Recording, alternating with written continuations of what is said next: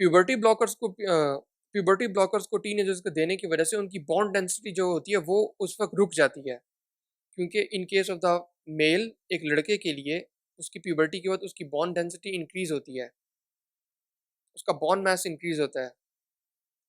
उसके अंदर जो फिजिकल चेंजेस आते हैं वो उस वक्त रुक जाते हैं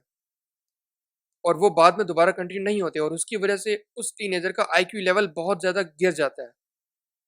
जो उसका आईक्यू लेवल उसके न्यूरोलॉजिकल डेवलपमेंट के बाद इंक्रीज होना था वो उसका गिर जाता है।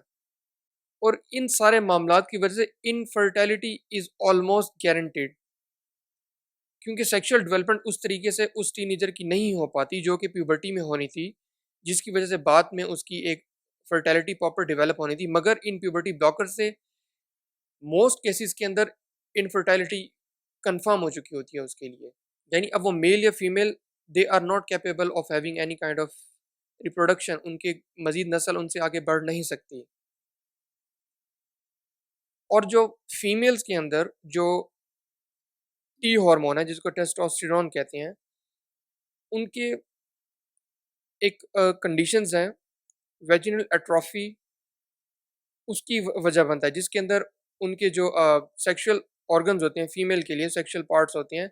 वहाँ पर ड्राइनेस, क्रैकिंग एंड रिसियन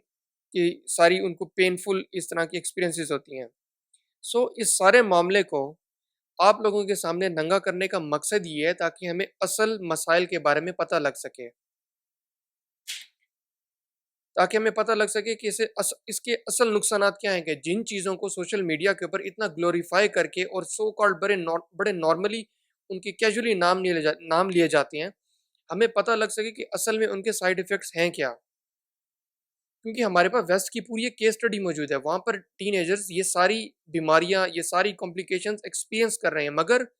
इन सबको मीडिया से छुपाया जाता है। फ्रंट मीडिया के ऊपर इनको आना ही नहीं दिया जाता कि ताकि वो असल इनकी जो नुकसानात हैं इनको बता सकें। लॉन्ग टर्म के अंदर इनके हर लिहाज से बहुत ज़्यादा प्यूबर्टी ब्लॉकर्स हो गए, चाहे वो क्रॉस सेक्स हार्मोन्स हो गए या फिर जेंडर असाइनमेंट सर्जरीज होंगी, लॉन्ग टर्म में इनके बहुत ही ज़्यादा स्वेयर नुकसानात हैं,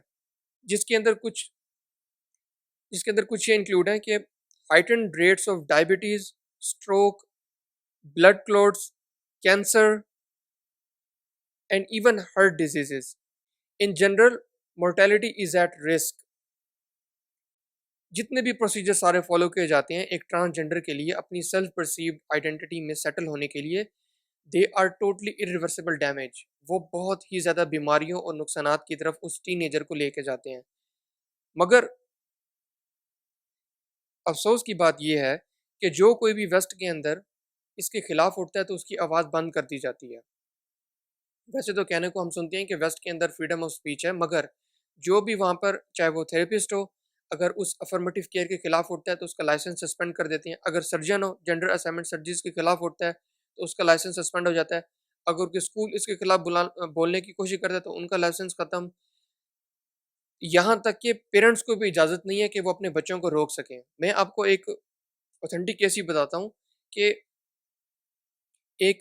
वालिद ने, जब उसको पता लगा कि उसकी बेटी इस सारे प्रोसीजर्स के अंदर जा रही है, तो उसने उसको रोकने की कोशिश की और उस बेटी ने अपने बाप के खिलाफ केस किया और कोर्ट ने, उनके लॉ ने उसके बाप को $30,000 का जुर्माना किया कि who are you to stop your children for all this procedures, तुम होते कौन हो। और ये वो उसके बायोलॉजिकल बाप को कह रहे हैं। सो यहाँ पे हम सब ये सोच लें कि क्या हम सब ये चाहेंगे कि हमारी आने वाली जनरेशन के साथ ये सारा मामला हो, वो अपने आप को इस दलदल के अंदर फंसा दें जो कि इरिवर्सिबल डैमेज है, जहाँ से कोई रिवर्स गियर नहीं है, कोई रिटर्न नहीं है। क्या हम ये चाहेंगे हमारी आने वाली नस्लों के साथ ये कुछ हो कि कल को जाकर वो क्रॉस सेक्स हार्मोन्स के इंजेक्शन ले रहे हैं, अपने आप को प्यूबर्टी ब्लॉकर्स पे उन्होंने डाल दिया है, और सारी जो कॉम्प्लिकेशंस अभी डिस्कस हुई हैं इसके अंदर वो लोग मुलविस हुए हुए हैं, जेंडर असाइनमेंट सर्जरीज के अंदर भी पड़े हुए हैं। हम में से कोई भी ये नहीं चाहेगा कि हम में से कोई भी ये नहीं चाहेगा कि कल को हमारी औलादें इन सारे मामलात के अंदर पड़ जाएँ।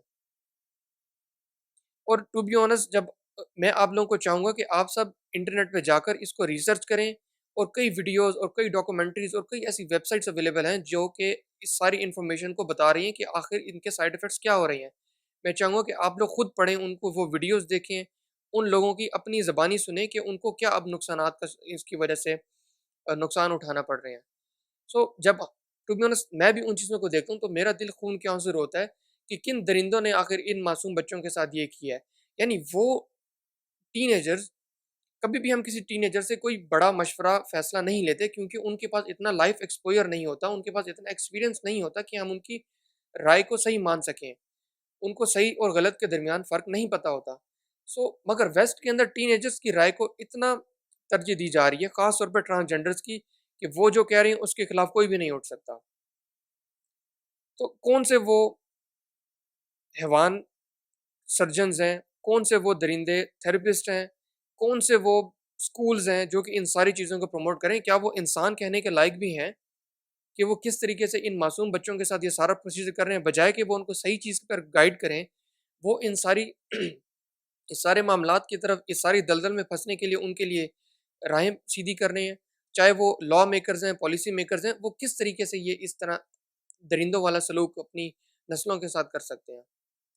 And to be honest these all things are irreversible damage, चाहे ये टॉप सर्जरीज़ हों, चाहे बॉटम सर्जरीज़ हों, these all are irreversible damage. There is no way back to this.